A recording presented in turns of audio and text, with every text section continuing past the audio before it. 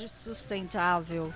Hoje com muitas emoções, três convidados e assim, trazendo a nossa convidada especialíssima, a Juliana Heim, que é terapeuta ocupacional, trazendo novidades para vocês, todos os ouvintes. Seja muito bem-vinda, viu, Juliana? É uma grande honra estar te recebendo aqui na rádio, né? E gostaria assim que você se apresentasse, falasse mesmo o que é, o que vem a ser um terapeuta ocupacional, né? Obrigada, a honra é minha. Um terapeuta ocupacional é uma graduação, né? Então é um nível superior. E o terapeuta ocupacional ele trabalha com diversas populações.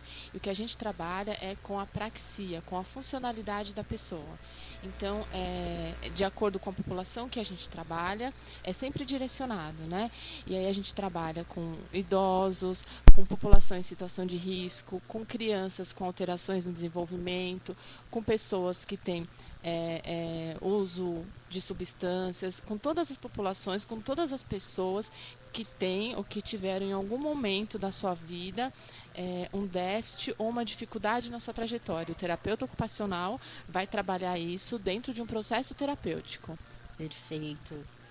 E hoje, qual é o foco que você aborda mais na sua área de atuação? A minha área de atuação são crianças com alterações no desenvolvimento, né? Então, eu sou formada em terapia ocupacional, eu tenho uma especialização em psiquiatria infantil e da adolescência, lá pelo IPQ. Eu fiquei 5 anos no setor de neurologia do Hospital das Clínicas, fazendo pesquisa. Eu tenho diversas especializações assim sempre nessa área de alterações no desenvolvimento infantil. Eu atendo crianças que têm síndrome de Down, transtorno do espectro autista, síndromes raras, alterações genéticas, qualquer condição que cause uma alteração no desenvolvimento. Ontem eu estava, antes de ontem, na realidade, conversando com uma senhora e ela estava me falando sobre a preocupação que ela tem um filho com Parkinson. Hum, E assim, são muitas convulsões, né? uhum. Qual é a terapia utilizada para tratamento dessas crianças com Parkinson? No caso do Parkinson específico, o que é muito usado, né, é um medicamento que age ali na área do cerebelo, no cérebro, que ele vai tentar dar uma equilibrada, porque a questão principal do Parkinson são os tremores, né? E essa dificuldade motora. Então tem muito desequilíbrio, e aí vem as quedas, e aí isso pode se agravar. Então a principal medicação é usada para isso, o tratamento medicamentoso, né? No caso das convulsões, das epilepsias, tem os antiepilépticos, né? Para controlar isso, porque esse é o principal. Então, se não controla a parte fisiológica, essa parte da patologia, não dá para fazer as outras coisas. E o terapeuta ocupacional, ele age em específico para essa pessoa. Não tem uma receita de bolo, o que a gente faz para Parkinson, mas o que a gente faz e como é o processo terapêutico do indivíduo em si. Então, a gente começa com uma avaliação específica, né? E aí essa avaliação vai mostrar para a gente o que tem de déficit, o que tem de potencialidade. A partir dessa avaliação, a gente faz um plano terapêutico com uma metodologia, né? E reavaliações constantes para você saber se o seu plano terapêutico está seguindo os seus objetivos direitinho ou as adequações que são necessárias. No caso das crianças com Down, é muito diferente o planejamento do tratamento. Algumas metodologias elas são comuns para várias crianças, várias populações, né? Mas o planejamento terapêutico em si, ele é específico para cada pessoa, para cada indivíduo, para cada criança. Então não tem assim, para todas as crianças que têm síndrome de Down, elas vão fazer determinada metodologia, vão fazer integração sensorial, vão fazer psicomotricidade, né? O planejamento terapêutico ele é sempre específico, ele tem que ser específico, porque ele tem que dar conta de um indivíduo que é muito plural, né? Como todos nós somos. Então, ele tem que dar conta de tudo que aquela criança está demandando, né? E o que as crianças geralmente demandam elas têm que brincar, elas têm que ir para a escola, elas têm que se envolver na comunidade, elas têm que se envolver com a família. Então, o planejamento terapêutico é sempre assim, ele é centrado na família inteira. A gente não atende só uma criança, a gente atende a criança dentro da comunidade dela, da família, da escola, da igreja, do clubinho, de tudo que aquela criança participa. Todo o plano terapêutico vai ser baseado naquela criança, naquele indivíduo específico. A gente tem observado que existem atualmente muitos casos de autismo. Sim. Está sendo uma coisa assim, um boom, né? Sim. Ao que se dá isso? Principalmente o aprimoramento das avaliações e o acesso às informações que as pessoas estão tendo, né? Então, o autismo, por muito tempo, ele foi uma condição muito difícil de diagnosticar, porque os sinais parecem ser muito sutis. Então, a criança que tem um transtorno do espectro autista, ela tem uma dificuldade de interação social. Geralmente é aquela criança que não faz muito contato visual, que não olha nos olhos. Às vezes, quando a gente chama pelo nome, ela não responde.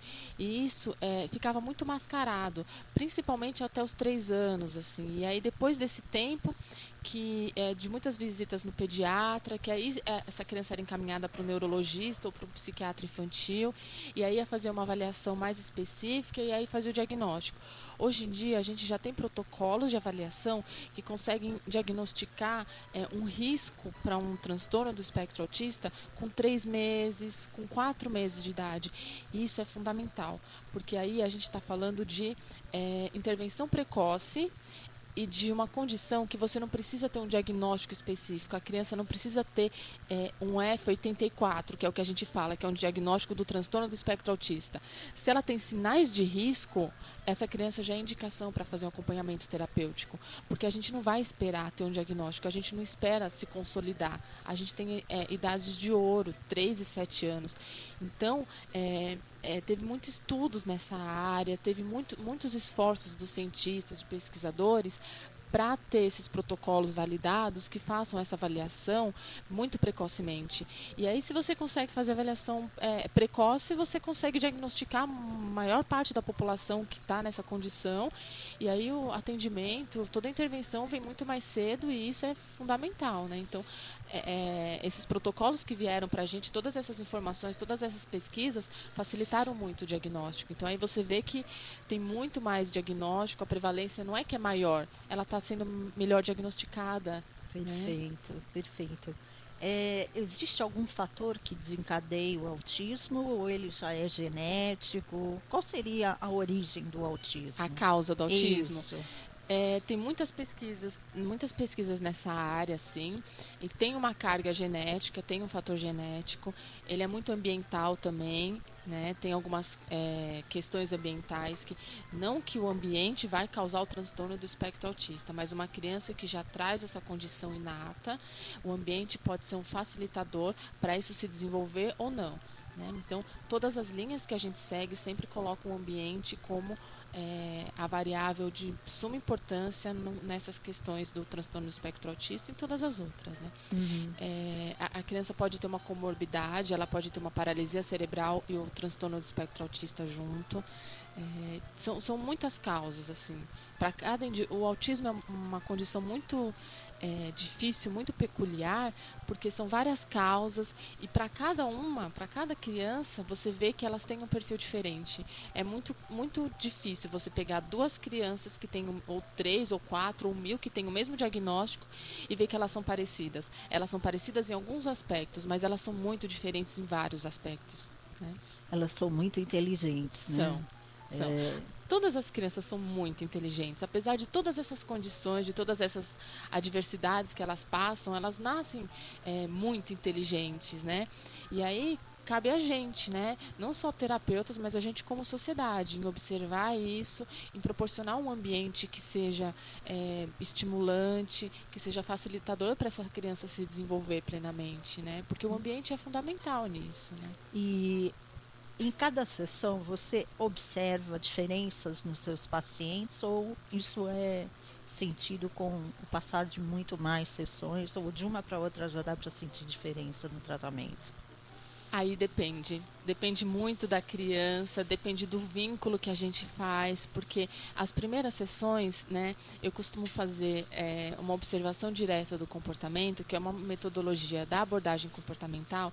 Então, eu gosto muito de observar, interferir o menos possível, o mínimo possível na dinâmica dessa criança com o ambiente, com os objetos. Então, eu deixo sempre disponível brinquedos e materiais de diversos tipos diferentes e observo muito o que a criança está fazendo, como que ela explora, como que ela olha para as coisas, como que ela se planeja motoramente, como que ela lida com as texturas, com as mudanças de ambiente, com um estranho, porque eu sou uma estranha, né? Sim. E aí a gente precisa de um vínculo, né? Um vínculo muito forte com a criança, porque ela não vai se desenvolver e ela não vai se engajar nas atividades que são propostas se ela não tiver um vínculo.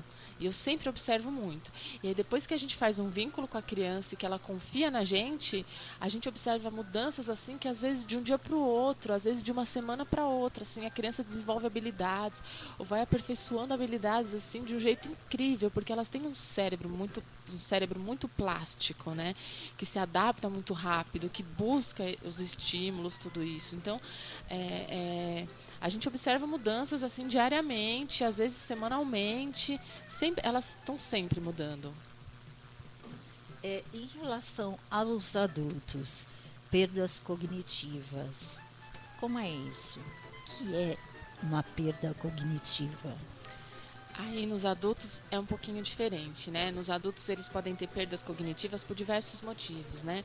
Pode ser por um trauma crânioencefálico, por exemplo, quando tem um trauma na cabeça e aí tem uma lesão no cérebro, né? Essa lesão pode ser por um Parkinson, pode ser por uma demência, pode ser por pouca estimulação também, né? Então, são diversas causas e elas vêm de diversas formas, né? Então, elas podem ser mais acentuadas ou menos acentuadas. Então, as pessoas que têm um trauma crânioencefálico, por exemplo, e aí é muito ligado à área do cérebro que teve a lesão.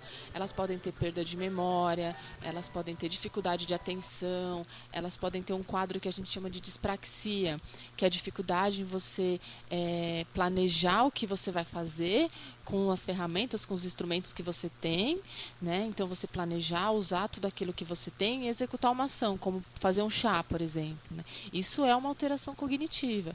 E aí, de acordo com o que você tem lá, de acordo com o que você vê no adulto, é a mesma coisa. O processo terapêutico é o mesmo, é a avaliação, aí você determina o que vai ser trabalhado, a metodologia, sempre reavaliando para ver se está funcionando mesmo. O Alzheimer poderia vir através de uma queda desse tipo que você falou, um trauma crânioencefálico? Não, o Alzheimer é outra coisa. O Alzheimer é uma alteração no cérebro, né? É uma doença degenerativa. Ela é inata, então a pessoa já nasce com Alzheimer, não é que ele desenvolve, ele não é adquirido, como um trauma crânioencefálico. Um trauma crânioencefálico é uma lesão que é adquirida. A pessoa teve a sua trajetória de vida aí, normal, típica. Em determinado momento ela sofreu um acidente de carro, um ferimento por uma arma de fogo, uma queda e teve uma lesão. O Alzheimer é outra coisa. O Alzheimer é uma doença degenerativa, né? E aí ocorre lá em determinadas áreas do cérebro e a pessoa vai perdendo capacidade cognitiva e como ele é uma doença progressiva, esse quadro vai se agravando com o passar do tempo, né? Tem tratamento medicamentoso, tem terapias específicas e tem toda uma série de cuidados que a pessoa tem que ter quando ela tem esse diagnóstico. E a gente observa, assim, através de um terapeuta ocupacional, uma melhora, por exemplo, para esses pacientes do Alzheimer, para tentar fazer uma redução dessa perda cognitiva? Sim. Sim? Sim, a gente tem todo um planejamento terapêutico, né? Então, essa pessoa ela faz o que a gente chama de reabilitação cognitiva. Ela recebe vários estímulos, são várias atividades. O ambiente dela tem que ser adaptado e adequado, porque com Alzheimer e com essas dificuldades cognitivas, como ela é uma doença progressiva e que vai aparecendo lá para a terceira idade e tudo, tem as dificuldades motoras também vêm, né? Não causadas só pelo Alzheimer, mas questões da idade mesmo, do envelhecimento. Então vem as quedas, vem as perdas de memória, então a pessoa passa por um processo de estimulação cognitiva e concomitante a isso, todo o ambiente dela é adequado. Então, tapetes, os móveis, os acessos a todos os ambientes da casa, como que ela faz as coisas. São vários facilitadores externos que a gente chama, né, para deixar a vida dessa pessoa o mais funcional possível, porque o objetivo é sempre esse, é funcionalidade. Que essa pessoa possa fazer as coisas com independência, com o máximo de independência e autonomia possível. Eu observo que em alguns casos o paciente com Alzheimer ele tem assim muitas dificuldades em querer não ler, é, tipo desempenhar determinadas atividades, ele já passa a deixar de lado, né? Ele começa a fazer um retrocesso da vida dele, vamos dizer assim, pregressa, né? Ele Sim. começa a voltar o tempo e dizem que até quando é a fase mais crítica do Alzheimer é quando ele se volta para dentro de si mesmo, para a parte fetal. Isso Sim, procede? sim. Que, na verdade, o Alzheimer é uma doença degenerativa e progressiva, né? Ou seja, ela começa com um quadro clínico de algumas perdas de memória, algumas dificuldades para lembrar caminhos de carro que a pessoa sempre fazia, esses trajetos, essas dificuldades, assim, e aí as pessoas podem até atribuir isso a um cansaço, a um estresse, e aí vai se agravando, os filhos começam a notar, isso vai ficando cada vez mais progressivo e a pessoa vai tendo cada vez mais perdas cognitivas até chegar a esse ponto mesmo, né? É provado já que com terapia e com medicamento esse quadro consegue ser controlado e consegue ser é, é, a gente diminui o progresso da doença. Não tem cura. Por enquanto a gente não tem uma cura, né, uma cura viável. O que a gente tem é isso, todos esses cuidados paliativos e tudo que a gente consegue fazer para deixar a vida dessa pessoa o mais funcional possível. E em termos de entorpecentes, drogas, como é o tratamento? Qual é a dinâmica que você utiliza quando descobre que uma criança se envolveu, por exemplo, com drogas? Eu não tenho muitos pacientes nessa área, porque essa não é a minha área mesmo, né? A minha área são as alterações neurológicas, né? Então, Perfeito. eu costumo atender crianças que são muito novinhas, assim, que são bebês e crianças até 3, 4 anos, né? Eu trabalhei por muito tempo numa clínica, né? E a clínica onde eu estou agora, onde eu sou sócia, ela atende crianças com dificuldades escolares e adolescentes, né? E todas as crianças elas passam por um acompanhamento com uma psicoterapeuta quando elas fazem uso de substâncias ilícitas. Obrigatoriamente o pai ou o responsável legal pela criança tem que ser comunicado se ela for menor de idade, né? E ela passa por todo esse acompanhamento. A gente tem uma psicoterapeuta lá que ela atua nessa área e ela faz todo esse acompanhamento, porque eu não tenho especialização nessa área. E aí seria um erro meu se eu atendesse uma criança se eu não tenho essa especialização, né? Mas a gente sempre tem uma equipe. A equipe multidisciplinar é para isso, para qualquer coisa qualquer condição que você tem, que você não tem um conhecimento específico, não tem uma especialização, obrigatoriamente você tem que encaminhar para algum centro de ajuda ou para algum profissional que atue especificamente nessa área. E no tocante aos problemas na escola, problemas de escolaridade, como é que funciona isso? Geralmente, as crianças que têm esses problemas escolares, né, eles são classificados em dificuldades escolares, que é quando a criança tem dificuldade em alguma matéria específica ou em alguma metodologia, e aí nesse caso é só adequar todo o material da criança ou adequar a metodologia mesmo, que a criança se sai bem.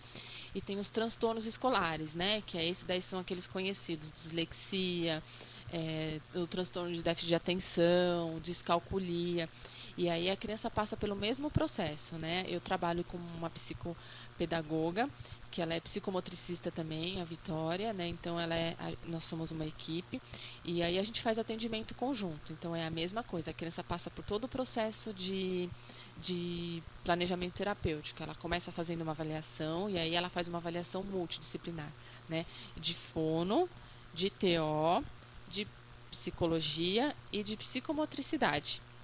E aí a gente faz um relatório completo, com todos os gráficos, tudo, e a gente consegue determinar em que área específica essa criança tem uma alteração. A gente sempre tem algum médico também na nossa equipe, se não é um neuropediatra, é um psiquiatra infantil, é um pediatra, para ajudar a gente com essa parte de diagnóstico, com a parte medicamentosa. A gente sempre faz visita escolar e acompanhamento. E aí todo o material da criança que precisa ser adaptado, ele é adaptado. A gente pode adaptar a sala de aula também. A gente trabalha em conjunto com todos os professores para adequar todas as atividades. A criança tem o direito de fazer uma prova oral quando ela tem uma descalculia ou quando ela tem uma dislexia, por exemplo, né? Então a gente tem leis aí que embasam a gente, que dão esse background para a gente, né? Então, a criança que tem algum transtorno ou alteração escolar, na verdade, todas as crianças elas têm o direito garantido por lei de estar numa escola regular. Ela não precisa de uma escola especial e a escola é obrigada a fornecer o acompanhante terapêutico dessa criança. Isso vem da escola, não é obrigação dos pais, para essa criança ter esse acompanhamento específico, né? E a gente dá todo o suporte necessário. A gente faz quantas visitas forem necessárias. Eu desconhecia isso, viu? Essa lei? Desconhecia, eu estou achando super interessante, né? Essa psicopedagoga que trabalha comigo, a tese dela foi em cima dessa lei. Né? Então, ela fez todo um trabalho falando sobre isso. Assim, ela fez uma investigação muito apurada, assim, muito bonita, né?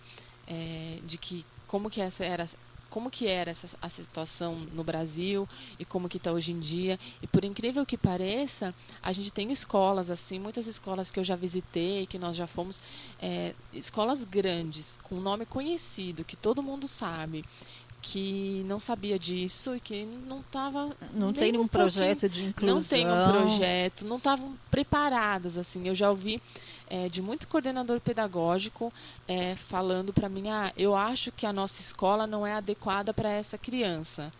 Isso não existe. A escola tem obrigação legal, amparada por lei, de se adequar a todas as crianças. Porque a criança tem o direito ao ensino, ela tem o direito à educação, garantido por lei. Então, se a escola não é adequada, ela tem que se adequar. Que interessante, né? Quanta coisa que a gente não sabe, né? E de repente as pessoas estão passando por uns processos aí super difíceis. A gente tem muitas situações assim dos pais pedirem indicação de escola que aceita a criança com síndrome de Down. E aí a gente fala, mas como assim? Toda escola tem que aceitar.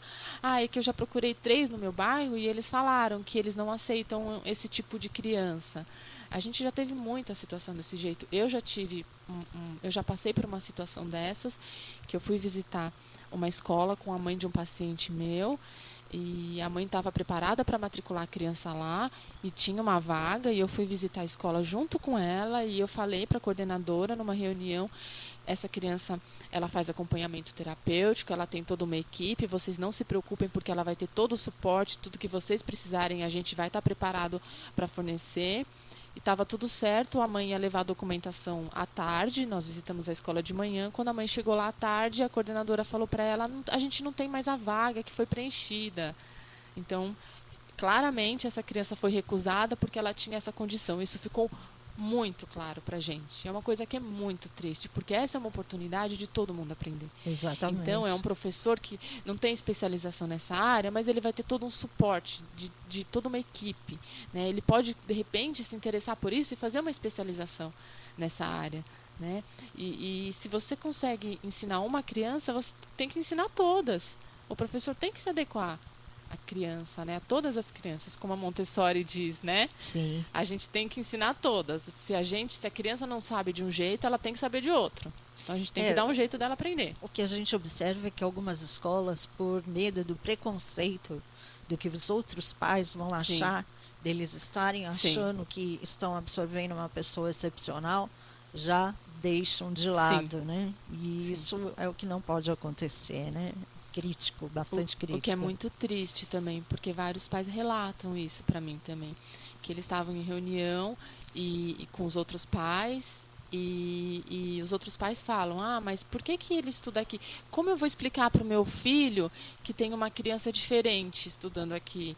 Né? Sendo que seria uma situação que seria muito enriquecedora, né, para todos os lados. E eles colocam isso como uma coisa negativa. Como eu vou explicar para o meu filho que tem uma coisa que tem uma criança diferente estudando junto com ele? Né? E sendo que a gente está tão o que a gente quer, o que a gente prega é que a diferença seja aceita, que as crianças entrem em contato com diferenças, para parar com esse ódio, com racismo, com misoginia. E como que elas vão aprender isso se elas não entram em contato com o diferente, né? Vai ser sempre a mesma coisa. E aí, quando elas entram em contato, elas não sabem o que fazer, vão ficar assustadas, vão ficar com medo. Né? Mas é muito triste isso, né? Eu sempre escuto isso. Assim, E aqui o bacana é que a gente está aprendendo a conhecer como é um terapeuta em ação, né? Porque a gente Sim. ouvia falar de terapia ocupacional, mas o que é isso? Sim. Aonde ele age, né? Ele vai estar dependendo de um psiquiatra para trabalhar junto com ele ou outros profissionais. E na realidade a gente está vendo que realmente ele precisa de outros profissionais. E o bacana é Sim. quando você já tem essa formação que você já vai mais a fundo no Sim. problema da criança. Eu vi que você trouxe umas fichinhas aqui. E Ah, alguma coisa eu acho que você tem para falar eu para a fui fazer gente. pesquisa, eu fui me inteirar nos dados, assim, porque todas as intervenções que a gente faz, que terapeutas fazem, elas são sempre baseadas em evidências, né? Então, geralmente um leigo ou os pais que estão vendo, ou até a criança, ela não vai fazer terapia, ela vai brincar, né? Porque com a criança é assim, a gente vai brincar, não é terapia. Mas por trás disso tem toda uma evidência científica. A gente não faz coisa, não são intervenções assim ou coisas que são bonitas, que são legais. É todo um trabalho que tem um embasamento científico, né? E aí eu fui pesquisar como que estava a situação das crianças ultimamente, o que tem acontecido, né? E aí eu entrei no site do Ciência e Educação, né? Entrei no site da ONU e aí eu descobri algumas coisas, assim, alguns dados muito importantes, né? Que parece que 2018 foi um dos piores anos para as crianças. Meu Deus. Triste, né?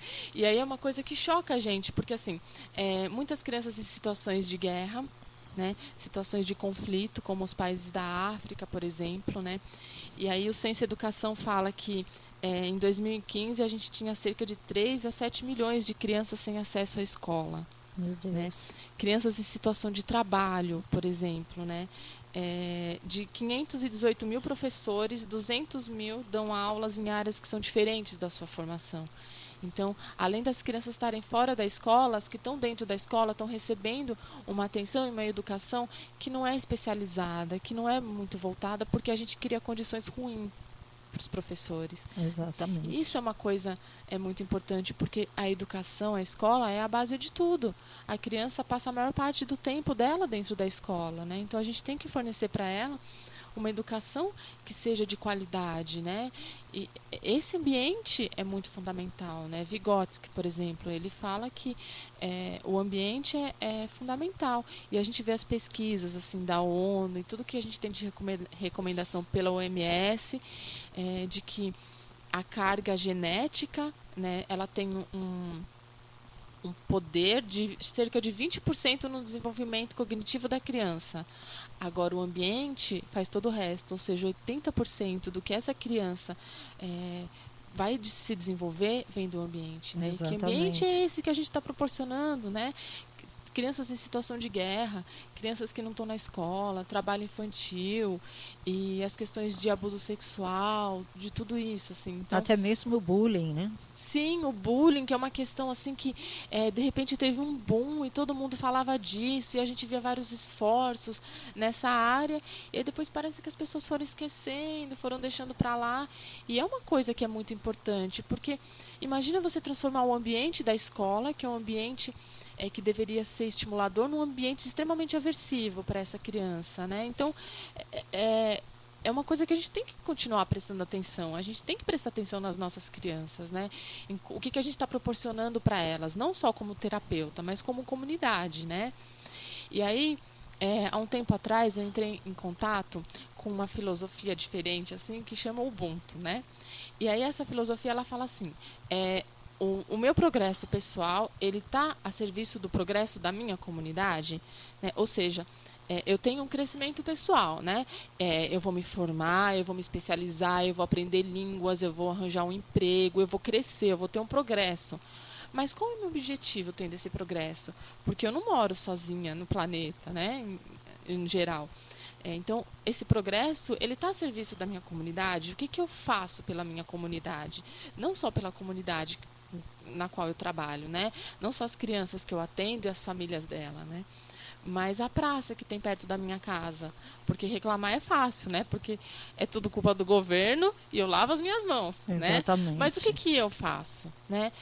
O que eu posso melhorar, né? Eu não sou católica, mas tem uma igreja católica perto da minha casa. E eles têm um projeto para crianças que são órfãos que é muito interessante.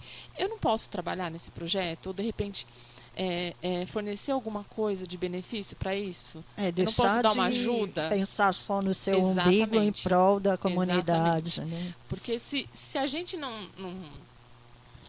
mudar a nossa postura e não tiver esses esforços, né, vai adiantar o quê? A gente fica reclamando do governo, não está adiantando. Nunca adiantou. Né? O que sempre adiantou foi quem se mobilizou. Revolução vem disso, as mudanças no governo, as mudanças em tudo vêm de quem se mobiliza. Né? Em maior ou menor grau, a gente tem que fazer alguma coisa. Né? Então, as nossas crianças, assim, eu faço atendimentos domiciliares, particulares, e uma porcentagem das crianças que são atendidas na clínica onde eu trabalho, elas são atendidas por um valor bem abaixo do custo, né? Algumas são atendidas de graça, pro bono mesmo, quando os pais não têm condição. E é isso colocado lá. Nenhuma terapeuta achou ruim de fazer isso. A gente Olha faz que assim, trabalho bacana, né? a gente faz com a maior boa vontade.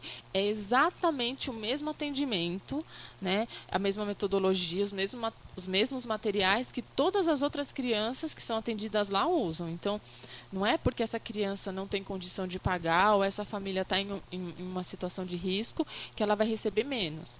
Né? Então, é sempre colocado isso. Nenhuma terapeuta é obrigada a fazer isso, é óbvio, né?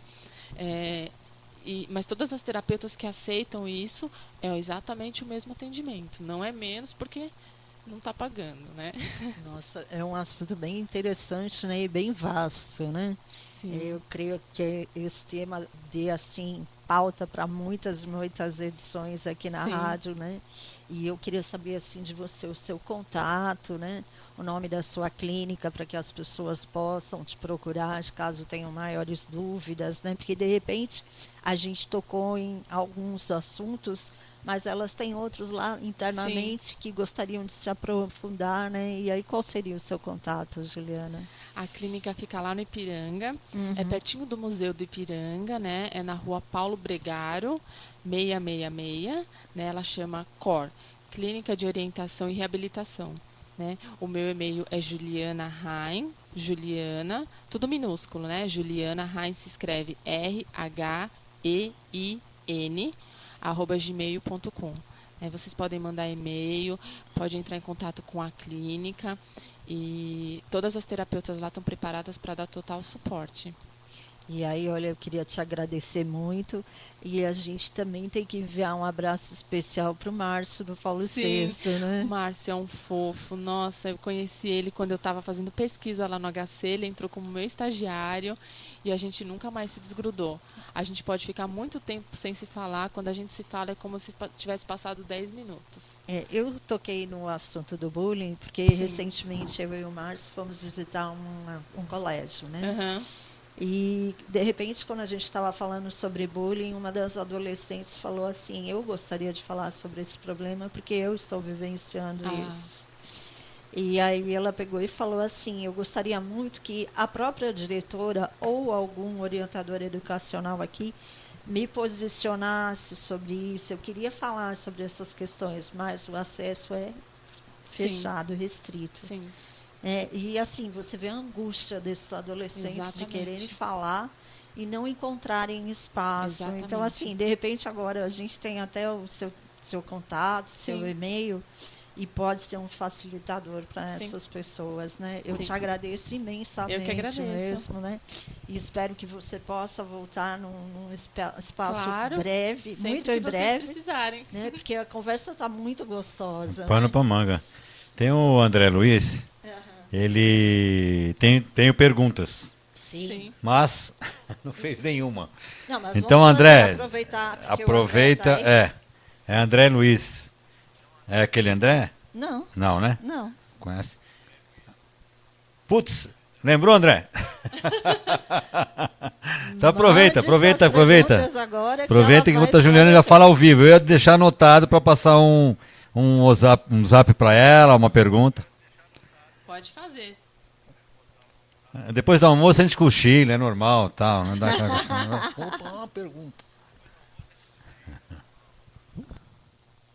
Mas continuando no bullying, se me permite, Regina. Claro. Essa semana acho que retrasada, né? Que saiu na televisão, no noticiário, uma criança com um problema, sofrendo bullying, né? Eu assisti isso. Você viu isso aí? Eu assisti isso. Foi agora. Muito triste de ver, muito né? loucura, muito né? Mas eu acho que uma coisa importante é assim, a gente tem uma tendência a criticar e a demonizar o agressor, né? É claro que tem que ter consequências para as nossas ações, mas a gente tem que pensar numa coisa assim, que tipo de ambiente essa criança está exposta e como que essa criança foi educada, o que ela teve de contato para ela exibir esse tipo de comportamento, para ela achar que assim que ela tem as interações dela com as outras crianças, com os adultos, o que foi que ela sofreu, o que ela aprendeu até aqui para ela agir desse jeito, porque isso não vem do nada, né? Eu lembro que uma vez eu assisti uma palestra de um professor que ele trabalhava exatamente com isso, né? Um professor americano, eu não me recordo agora de qual universidade ele era, nos Estados Unidos, e ele estudava o comportamento violento, né? E aí, nas pesquisas dele, ele verificou que a gente nasce, né, com esse comportamento, porque ele é uma defesa, é um comportamento inato, que é uma defesa primitiva do ser humano. E esse comportamento ele vai sendo substituído por comportamentos sociais conforme a gente vai crescendo, né? E conforme a gente vai tendo contato com os adultos significativos, ou seja, com o cuidador principal, seja ele a mãe, a babá, ou a avó, ou um professor. E aí essas pessoas vão mostrando para a gente como que a gente lida com determinadas situações que são frustrantes, aversivas, sem lançar mão de violência. Que a gente pode ter um diálogo, que a gente pode desenvolver estratégias para lidar com frustração, quando a gente sente raiva, quando a gente sente inveja, quando a gente sente ódio, porque todo mundo sente isso, não é errado sentir. O que é errado é você bater no seu colega de manifestação. Escola, né? Exatamente. Sim. Então, é uma coisa para se pensar, né? Bom, vamos lá que o André acordou. Vamos lá, Vamos lá. André. Quero saber o que ela acha dessa questão da medicalização. Da medicação, acho, né? Algumas pessoas falam que existe também uma jogada dos grandes laboratórios para forçarem a medicação. O que você acha disso? Acho que ele está falando da medicação que você falou. Da medicalização, né? Isso. Isso é uma questão muito importante, né? Que a gente chama de medicalização da infância. Que até que ponto ela é positiva? Uma medicação não só para uma criança ou para um transtorno ou para alguma coisa, alguma questão da infância, ela é sempre indicada para um diagnóstico específico, para alguma condição específica que tem que ser avaliada e tem que ser verificada com muita acurácia. Então, é muito perigoso a gente medicar uma criança, né, porque a gente tem aí, principalmente com o que a gente chama de psicotrópicos, que são essas medicações que agem no sistema nervoso central. Eu vou entrar agora junto com você. Tenho crianças que às vezes... É o André lá que nos abandonou. Né, André? Tá. Mas deixa isso aí, assunto para outro dia. Para outro dia. Agora é a hora da terapeuta. Tenho crianças que às vezes chegam no CCA parecendo zumbis. Acho que entra num... Sim, isso é muito triste, eu já vi isso acontecer, né? E aí, assim, se a criança tem um diagnóstico específico, uma condição específica que é cabível uma medicação, é claro que ela tem que ser ministrada, né? E tem algumas condições que não tem como. Os transtornos de epilepsia, as epilepsias, por exemplo, as convulsões, elas têm que ser controladas e não dá para controlar de outro jeito a não ser com medicação. O que é muito comum, o que a gente mais vê, são as crianças que têm transtorno de déficit de atenção e transtorno do espectro autista.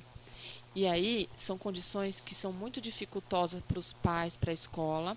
Então, essas crianças, geralmente, eu não estou falando todas elas em todas as situações, mas é muito comum a gente ver essas crianças com muita medicação, ou uma medicação que a gente chama de sossega-leão, que é para dar aquela acalmada na criança, que eu acho que é isso que ele deve estar falando. Acredito que sim, né? Que a criança Sim. fica parecendo um zumbi, né?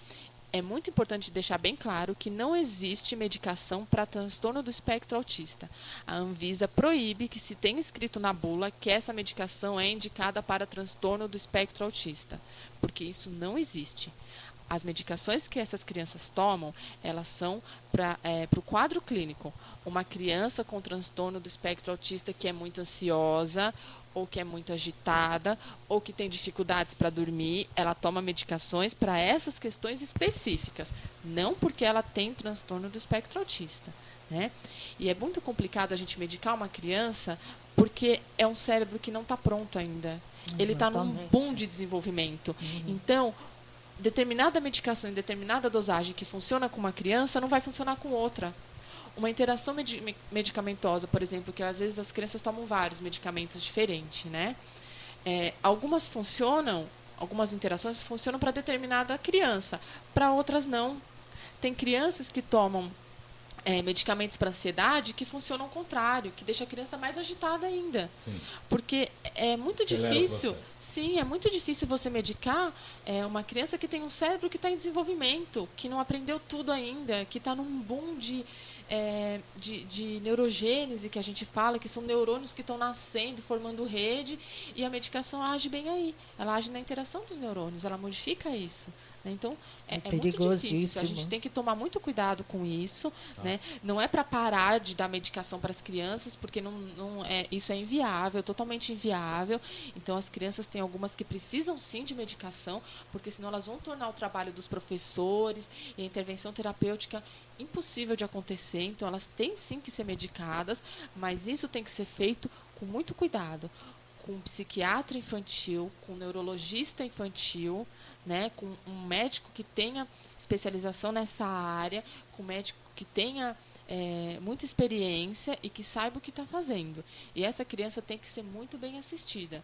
Ela não pode pegar uma receita e tomar uma medicação por anos e nunca mais voltar. Ela tem que fazer visitas periódicas a esse médico, ela tem que fazer um acompanhamento muito rigoroso, muito de perto, porque a gente está trabalhando aí com um ser humano que está em total desenvolvimento. Então, a gente não pode marcar bobeira. Maravilha. Não abandonei, não. Estamos ajeitando as coisas aqui. Por vocês, a Keila fala contato e a Regina, parabéns pelo programa, tema importantíssimo. Obrigado, André. Fico feliz de você não ter nos abandonado. Porque afinal essa aqui é a Web Rádio Butantã. Então, enfim. Espero ter respondido a pergunta. É um tema que, inclusive, eu acho que poderia até, desde já, esticá-lo, né? Reconvidá-la, para você poder convidar, né? Respondeu sim. Poder convidar os pais dessas crianças, né? Sim. A estarem ouvindo também. Não só ele que trabalha com essas crianças, mas como elas vêm. Então tem que ver essas crianças o antes de chegarem lá como zumbis. Sim. Então seria muito interessante você falar diretamente para esses pais, né?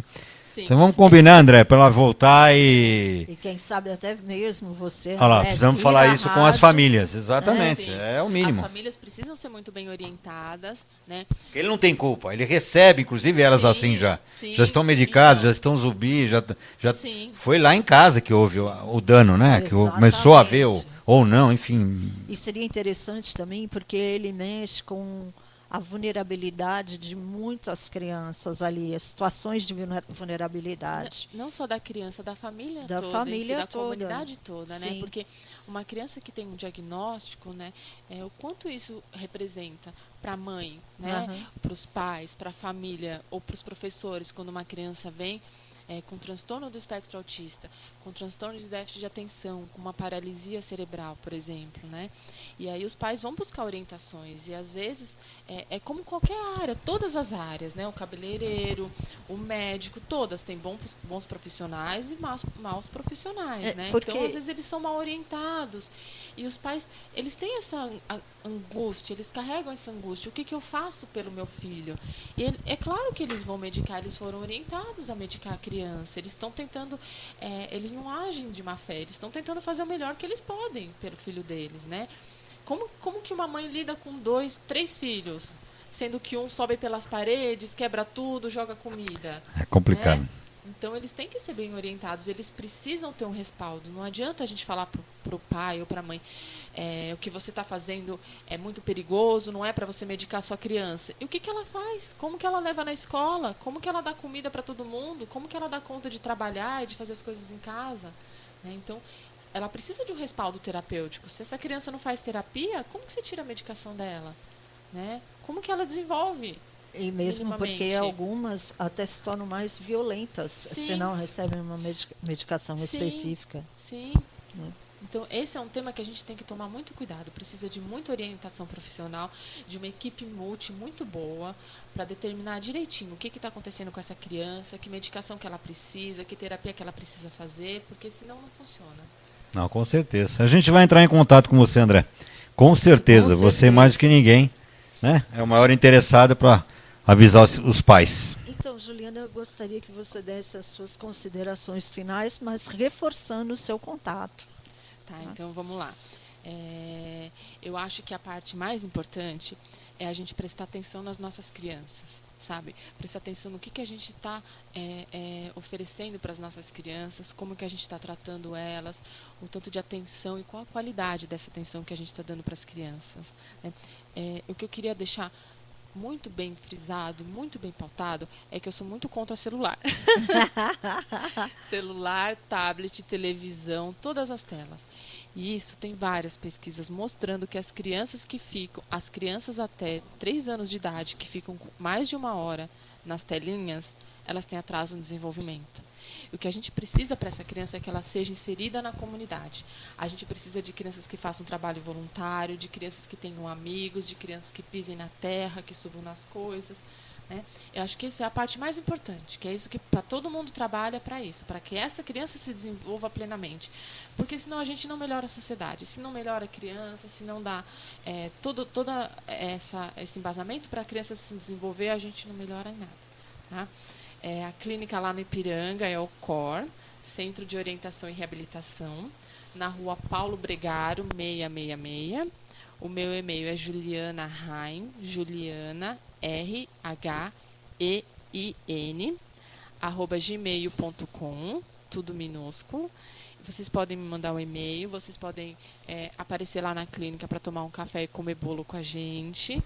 Isso é bom. Precisarem. É esse Rhein aqui, tá certo? Tá. Só entrar no site, Juliana Rhein. EIN. Isso, é isso mesmo. Só entra no site, vocês vão ver eu acho que deve estar lá também. E por falar no nosso site, lembrar aos nossos ouvintes que a nossa webpage é www.webradiobutantan.com.br, aonde você tem acesso ao nosso aplicativo e aí você pode interagir conosco de uma maneira muito simples e eficaz. Na palma da sua mão. Ok? Nem sei